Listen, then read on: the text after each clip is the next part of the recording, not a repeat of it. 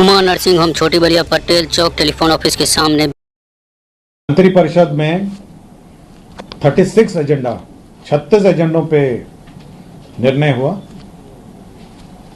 सर्वप्रथम जो सबसे महत्वपूर्ण एजेंडा जिस पर निर्णय हुआ वह है बिहार खरीद अधिमानता नीति 2024, बिहार परचेज प्रेफरेंस पॉलिसी 2024 की स्वीकृति है।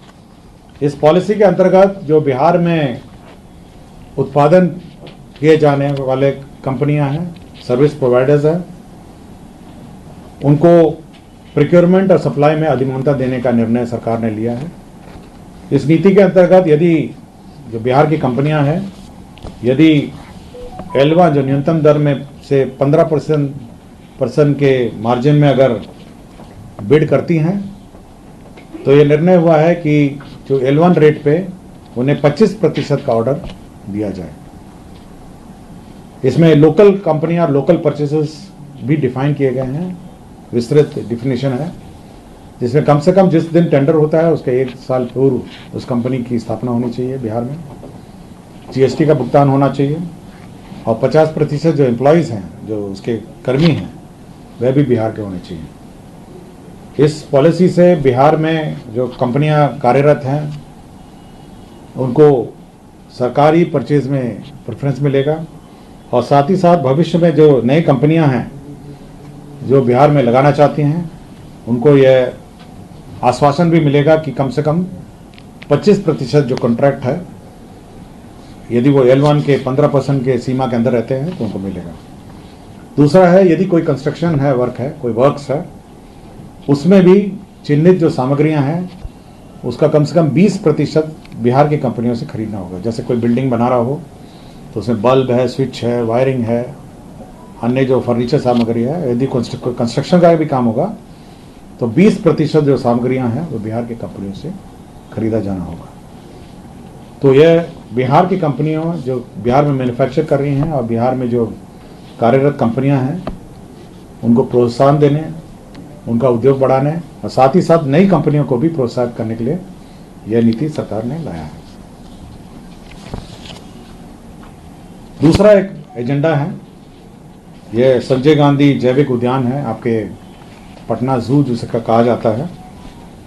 आपको जानकारी होगा वहाँ पे जो टॉय ट्रेन संचालित थी 1977 से में प्रारंभ हुई, 1977 में, और 2015 तक तो चली, आप लोगों ने देखा होगा कि चलती रही 2015 तक। अब उसको पुनर्जीवित करने का निर्णय लिया है।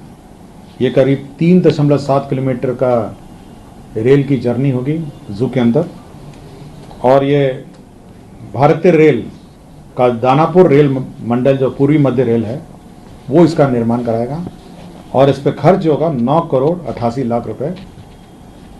रेल मंत्रालय को जो दानापुर रेल मंडल पूर्वी मध्य रेलवे है उसके माध्यम से कराए जाएंगे। तो इसके बाद बनने के पश्चात इसमें जो टॉय ट्रेन है वो चल सकेगी। इसमें 4 कोचेज होंगे और इसका नए ट्रैक और स्लीपर बिछाए जाएंगे और बच्चों के लिए जो ट्रेन सुविधा थी जू में, पटना जू में शिशु रेल जो है वो पुनः चालू हो सकेगी। पर्यटन विभाग का एक प्रस्ताव था जिसमें बिहार राज्य अंतर्गत पर्यटकों की सुविधा हेतु मुख्यमंत्री home stay bed and breakfast प्रोत्साहन योजना 2024 की स्वीकृति दी गई है। आपको जानकारी होगी जब आप अन्य राज्यों में जाते होंगे तो लोग अपने घरों में भी गेस्ट हाउस बनाए हुए हैं। उसी तर्ज पर बिहार में भी विभिन्न शहरों में जहाँ पे भी टूरिस्ट प्लेस हैं वहाँ पे home stay bed and breakfast व्यवस्था विभिन्न आवास घरों में कायम करने हेतु बिहार में भी सुविधा होगी। इनके एक रजिस्ट्रेशन की प्रक्रिया है कि कैसे रजिस्टर करेंगे, कैसे वेबसाइट में ये उपलब्ध होगा, क्या क्या सुविधाएं इनको देनी पड़ेंगी।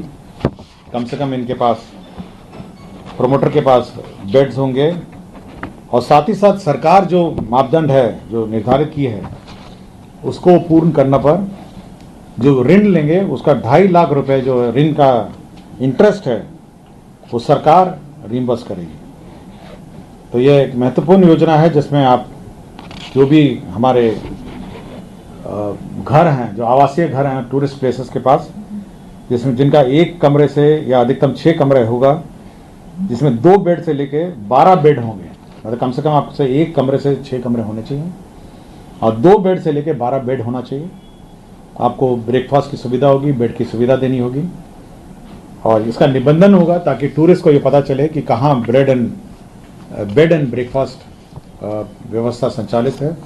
और सरकार से यदि मान्यता प्राप्त होगी तो उसका महत्वपूर्ण और उसका जो कॉन्फिडेंस है टूरिस्ट का वो बढ़ जाएगा और वो बेड एंड ब्रेकफास्ट स्कीम में आप भाग लेंगे तो वो अप्लाई करेगा। टूरिस्ट कोई भी आएगा वेबसाइट से अपना बुक करेगा और आ जाएगा। इसका टैरिफ कैसे कौन डिसाइड करेगा? टैरिफ अपना जो लोग हैं अपने ही टैरिफ डिसाइड करेंगे। कुछ जिस तरह का कमरा होगा, कुछ नॉन एसी होंगे, कुछ एयर कंडीशन होंगे, कुछ भी मतलब जो जैसी सुविधा हो।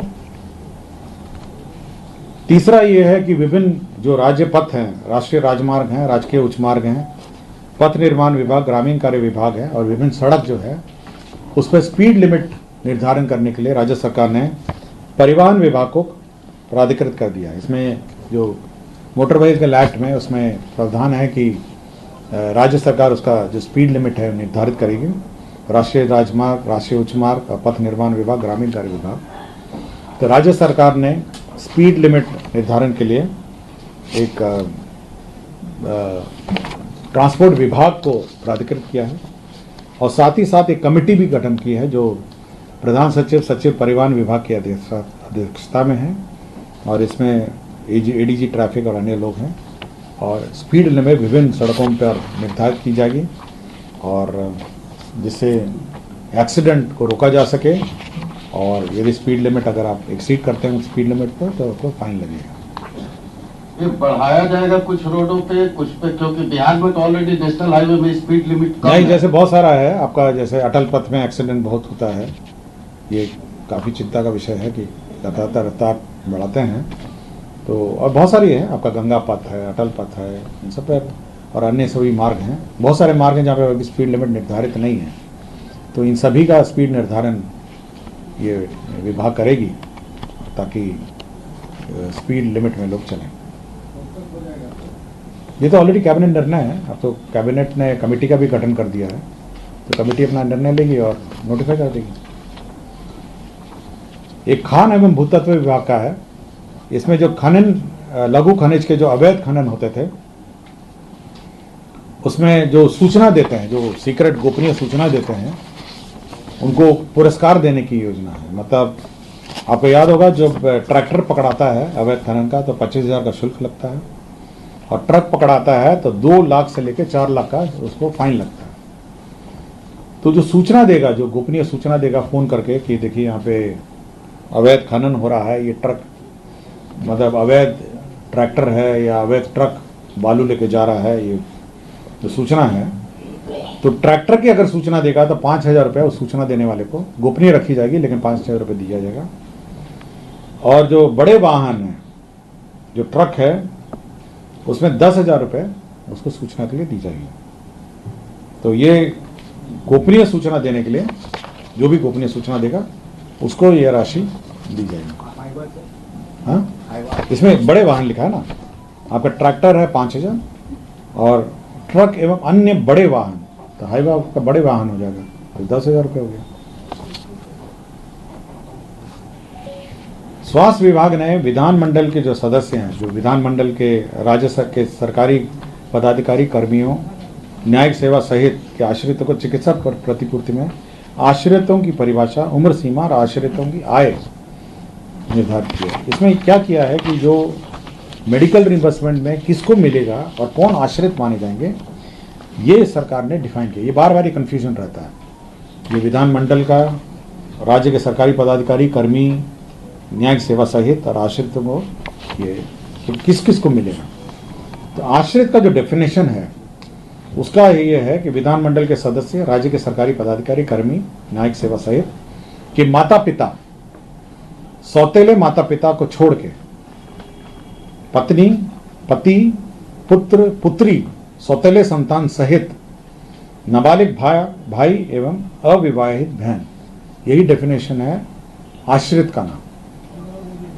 मैं फिर से पढ़ देता हूं। माता पिता, सौतेले माता पिता को छोड़ के पत्नी पति पुत्र पुत्री सौतेले संतान रहित सहित पुत्र पुत्री सौतेले संतान सहित नाबालिग भाई एवं अविवाहित बहन, ये इसका डेफिनेशन है। क्लियर हो गया? इसमें पुत्र के लिए है 25 वर्ष की आयु निर्धारित है। यदि वो विवाह कर लेता है या नौकरी में हो जाता है, जो पहले हो, पुत्र के केस में। पुत्री के केस में है आयु सीमा का विचार किए बिना उसके द्वारा उपार्जन शुरू किए जाने, मतलब नौकरी लगने या उसके विवाह हो जाने तक, उसमें जो भी पहले हो, मतलब उसमें लड़की में उम्र सीमा नहीं है। अगर वो अनमैरिड रह जाती है, नौकरी नहीं करती है, तो उसकी उम्र सीमा नहीं है। तीसरा है किसी तरह की स्थायी अशक्तता से पीड़ित पुत्र पुत्री शारीरिक या मानसिक आयु सीमा पर विचार किए बिना तथा वैवाहिक स्थिति के होते हुए भी आश्रित माना जाएगा। मतलब इवन अगर मैरिड हो तो उसको आश्रित माना जाएगा। दिव्यांग मतलब जो स्थायी अशक्तता और आश्रित तलाकशुदा पति द्वारा परित्यक्ता या उससे अलग हुई पुत्रियां, विधवा पुत्रियां तथा आश्रित अविवाहित तलाकशुदा पति द्वारा परित्यक्ता या उससे अलग हुई बहनें, विधवा बहनें आयु सीमा पर विचार किए बिना। और नाबालिग भाई है वयस्क होने की आयु तक। और आय जो है, मासिक आय जो डिफाइन किया है वो है 9,000 रुपये प्लस महंगाई भत्ता से कम है, वही सरकारी कर्मी का पर आश्रित माने जाएंगे। तो इनकम भी है, कौन आश्रित है ये डिफाइन है।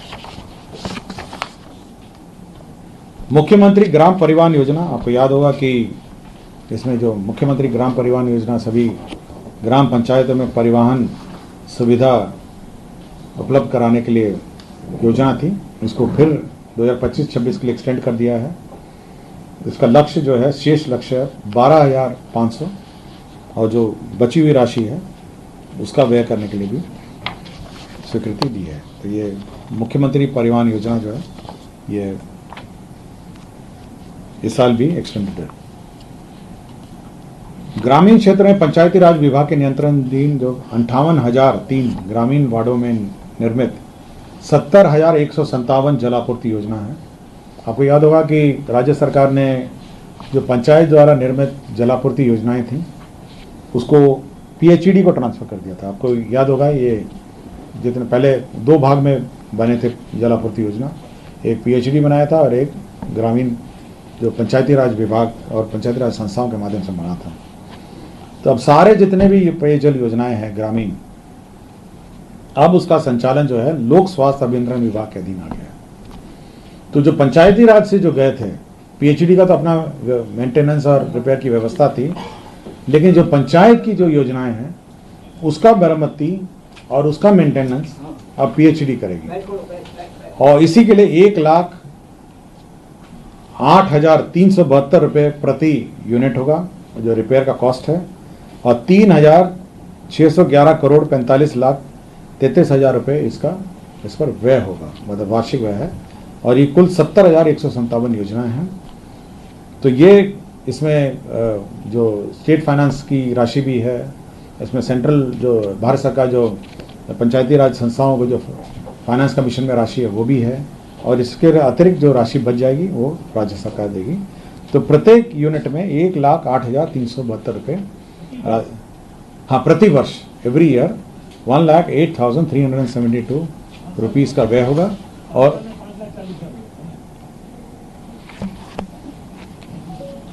नहीं, प्रत्येक यूनिट का, प्रत्येक पेयजल योजना का ये रिपेयर कॉस्ट है। हाँ, ये हर घर नल योजना है ना सर? हाँ, हर घर योजना है। तो ये पूरा ट्रांसफर हो गया पीएचईडी को। What was the reason sir? क्या रीजन क्या था? कौन सा? नहीं, सरकार ने ये कहा कि एक रूपता रहे, कम से कम पूरे राज्य में एक ही रूपता रहे और एक ही डिपार्टमेंट कोऑर्डिनेट करें। कभी कभी जैसे कंप्लेन मिलता है, अब यही खोजने में लगता है कि पीएचईडी की योजना है, पंचायत की योजना है, तो एक रूपता रहे और एक साथ मेंटेन हो सके और एक स्टैंडर्ड प्रोटोकॉल और स्टैंडर्ड्स रहे, इसीलिए उसको।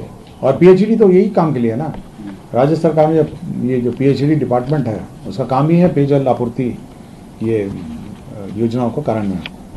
क्योंकि सीएम इस पे बड़ा अपना ये मतलब नाखुशी जाहिर किए थे हर घर में। जहाँ तक मेरी जानकारी है कैबिनेट के ब्रीफिंग में ये है कि एक रूपता लाने के लिए, क्योंकि पीएचडी को मिल गए हैं पंचायत की योजना, इसलिए उसको रिपेयर करने की जो प्रोटोकॉल है, फंडिंग सिस्टम है, उसको मैंने आपको बताया। यूनिफॉर्मिटी रहे। फाइनेंस कमीशन के ग्रांट भी इसमें इंक्लूडेड है, केंद्र फाइनेंस कमीशन के भी ग्रांटेड इसमें इंक्लूडेड है, फिर राज्य सरकार भी ग्रांट इंक्लूड है। इसमें बिजली कौन भुगतान करेगा यह भी अंगित है। इसमें जो 2000 रुपये जो ऑपरेटर वाला है वो भी इनके दर्सी में है, और रिपेयर की पूरी प्रक्रिया इसमें निर्धारित है।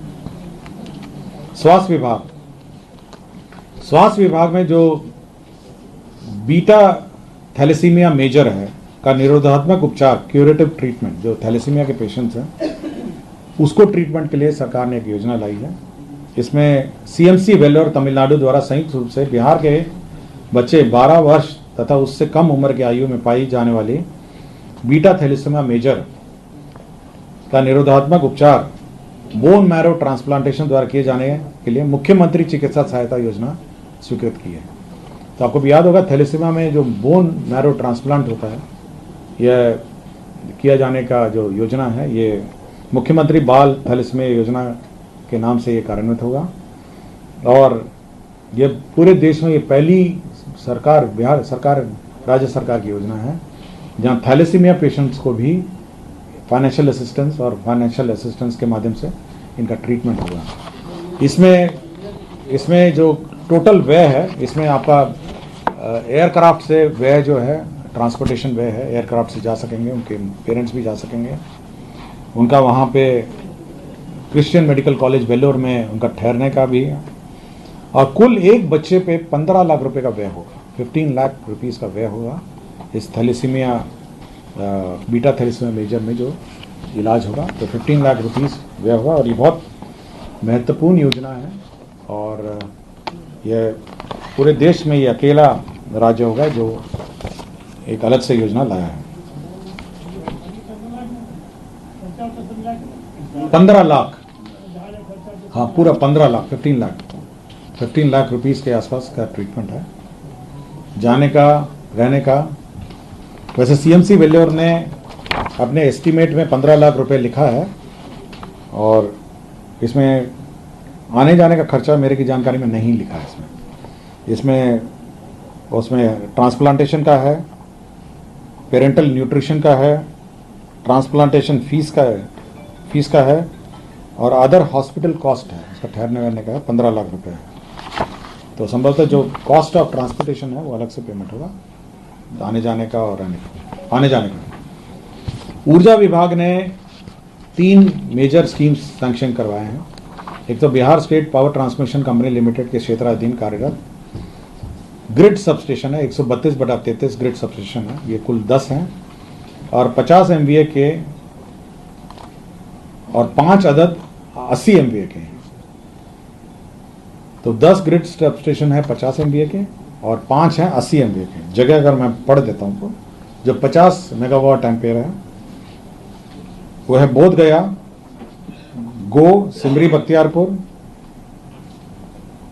तारापुर, टेहटा, शाहपुर पटोरी, मझोल, रामनगर, बांका पुराना एवं चकिया।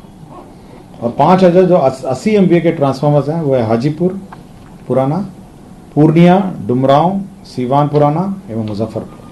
तो ये महत्वपूर्ण योजना है आपके ट्रांसफार्मर लगने का। दूसरा है कि Bihar state power transmission company के अंतर्गत 5 अदद 132 kVA का संरचना लाइनों का नवीकरण और आधुनिकीकरण और रिकंडक्टरिंग होना है। तो रिकंडक्टरिंग ऑफ ओल्ड लाइन्स है, जिसमें 254 करोड़ 71 लाख रुपए व्यय होंगे। Bihar state power transmission company में 12 अदद 132 kVA संरचना लाइन है। तो डबल सर्किट जो होता है, 2 तरह से बिजली आती है, उसका रिकंडक्टरिंग है 12 संख्या में 147.73 करोड़ का। विज्ञान एवं प्रौद्योगिकी विभाग का प्रस्ताव था, जमुई जिला में 300 बेड का बालक छात्रावास, एक बालिका छात्रावास भी है 250 बेड का, प्राध्यापक, गेस्ट हाउस, प्राध्यापक, सह प्राध्यापक और 500 क्षमता का ऑडिटोरियम है। कुल 72 करोड़ 61 लाख रुपए 14,000 रुपये। इंजीनियरिंग कॉलेज का है। इंजीनियरिंग कॉलेज में आपके हॉस्टल्स, गर्ल्स हॉस्टल्स, आपके स्टाफ के फ्लैट और ऑडिटोरियम का निर्माण है। बिहार राज्य फिल्म विकास निगम है, फिल्म डेवलपमेंट कॉर्पोरेशन है। आपको याद होगा कि film development policy last cabinet में हुई थी और उसी के मद्देनज़र इसको जो कॉर्पोरेशन है उसका जो पेड अप कैपिटल है उसको 1 करोड़ से बढ़ा के 5 करोड़ किया गया। सुपौल जिला अंतर्गत निर्मली प्रखंड में उपकारा का निर्माण है। 39 करोड़ 43 लाख 35 हजार रुपये मात्र स्वीकृत है। इसमें सुपौल जिला अंतर्गत निर्मली अनुमंडल में उपकारा का निर्माण होगा। पाटलिपुत्रा स्टेडियम के बगल में आपने ज़मीन देखी होगी, आपके स्टेडियम के बगल में जब जाते होंगे तो ज़मीन देखी होगी, तो 1.6 एकड़ है। तो ये जो अनयूटिलाइज्ड है जो ज़मीन है 48 करोड़ की राशि हाउसिंग बोर्ड को देके अब ये खेल विभाग ने इसको टेक ओवर कर लिया है। तो देखा होगा आपने पाटलिपुत्रा के बगल में बड़ी सी प्लॉट है स्टेडियम के बगल में, तो ज़मीन को हाउसिंग बोर्ड के ज़मीन को खेल विभाग ने अपने अंडर ले लिया। पंचायती राज विभाग में जो प्रखंड विकास पदाधिकारी को प्रखंड पंचायत राज पदाधिकारी के स्थान पर पंचायत समिति का कार्यपालक पदाधिकारी बनाया है और प्रखंड पंचायत राज पदाधिकारी को अतिरिक्त कार्यपालक पदाधिकारी पंचायत समिति की नियुक्ति किया है और अतिरिक्त कार्यपालक पदाधिकारी को प्रशासनिक स्वीकृति देने की शक्तियां दी गई हैं। एडमिनिस्ट्रेटिव सैंक्शन के लिमिट्स निर्धारित किए गए हैं। ये ऑल इंडिया जजेस association versus union of India, ये स्वास्थ्य विभाग का है। इसमें यह ऑर्डर हुआ था कि जो हमारे रिटायर्ड जजेस हैं, सेवारत और सेवा रिटायर्ड हैं, उनको मेडिकल सुविधा के संबंध में ऑर्डर पास किया था माननीय सर्वोच्च न्यायालय ने। उसी के आलोक में कैबिनेट ने उसकी स्वीकृति दी है। बिहार मोटर वाहन दावा दुर्घटना न्यायाधिकरण है। इसमें सेवा शर्त चेंज हुए हैं। केवल जो अध्यक्ष का जो चयन है पहले सचिव के स्तर पर होता था, माननीय उच्च न्यायालय ने कहा कि नहीं, सचिव के स्तर पर नहीं होगा। इसे मुख्य न्यायाधीश उच्च न्यायालय पटना अथवा उनके द्वारा नामित वर्तमान एवं सेवानिवृत्त न्यायाधीश की अध्यक्षता में इसका चयन होगा। तो बस एक ही संशोधन है इसमें। श्रम संसाधन विभाग में बिहार कर्मचारी राज्य बीमा योजना महिला स्वास्थ्य कार्यकर्ता ऑक्सिलरी नर्स मिडवाइफ भर्ती प्रोन्नति एवं सेवा शर्त नियमावली है। आपको याद होगा जो लेबर डिपार्टमेंट में जो ESI हॉस्पिटल है, लेबर डिपार्टमेंट कार्य करता है, उसमें जो स्वास्थ्य कार्यकर्ता हैं ऑक्सिलरी नर्स और मिडवाइफ है, उनकी सेवा शर्त जो मेडिकल डिपार्टमेंट में सेवा शर्त है उसी के अनुरूप कर दी गई है। योजना एवं विकास विभाग में बिहार अवर सांख्यिकी संवर्ग नियमावली 2024 की स्वीकृति दी गई है। पूर्व में ये योजना, ये सेवा नियमावली बनाई गई थी जिसको माननीय उच्च न्यायालय ने सेट असाइड किया है। पुनः उसका संशोधित नियमावली स्वीकृत किया गया।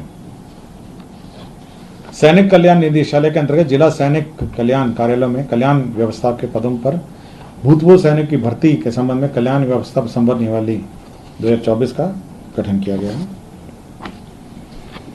खनिज पदाधिकारी, खनिज खान एवं भूतत्व विभाग में खनिज विकास पदाधिकारी, सहायक निदेशक एवं उप निदेशक एवं अपर निदेशक के प्रोन्नति के पदों पर बिहार लोक सेवा आयोग के माध्यम से सीधी नियुक्ति करने का निर्णय संबंधी संकल्प को संशोधित करने एवं प्रतिनियुक्ति के आधार पर मुख्यालय स्तर पर अपर निदेशक का एक पद, उप निदेशक का एक नियुक्ति की स्वीकृति के संबंध में निर्णय लिया गया।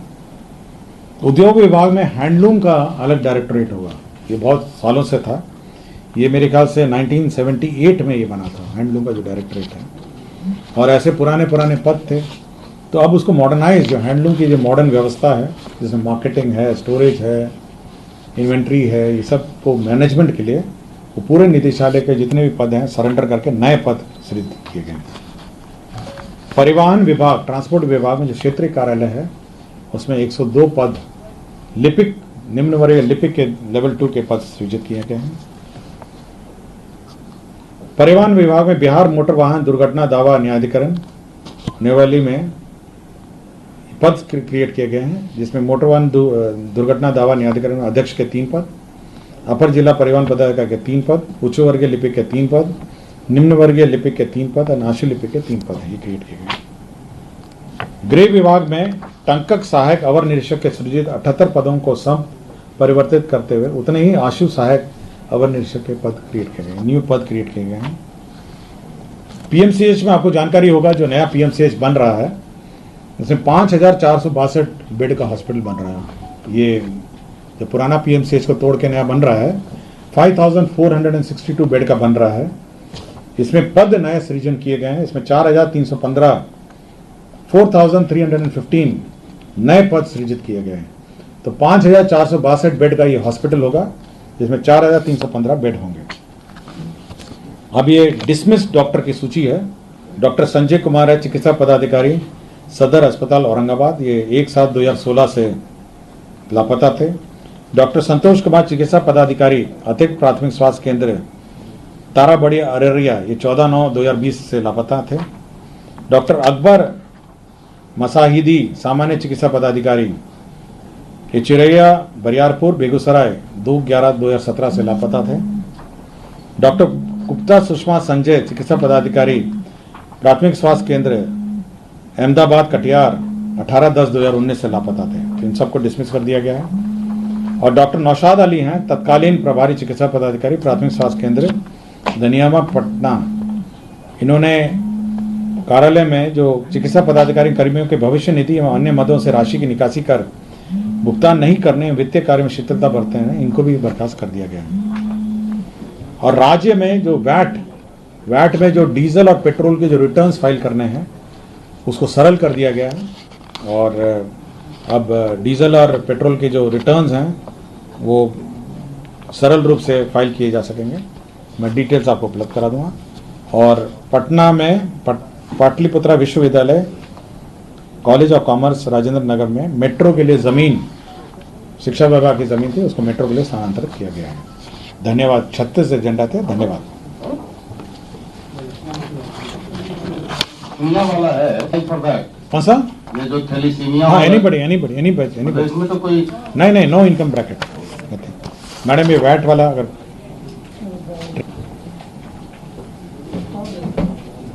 कोई